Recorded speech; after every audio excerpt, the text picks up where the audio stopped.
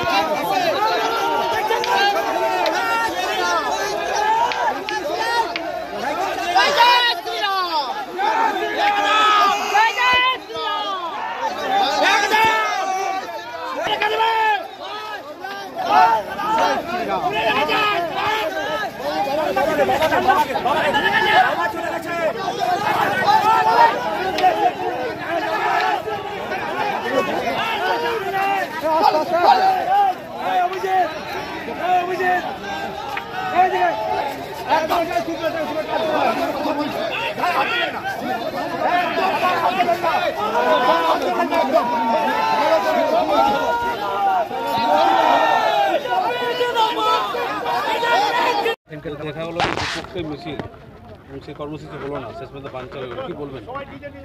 দেখুন, আমরা একটা গণতান্ত্রিক পদ্ধতি মেনে একটা ন্যায্য দাবি নিয়ে স্থানীয়দের কর্মসংস্থানের দাবি এবং মাইন্সে যারা কাজ করছে তাদের শ্রমিক হিসেবে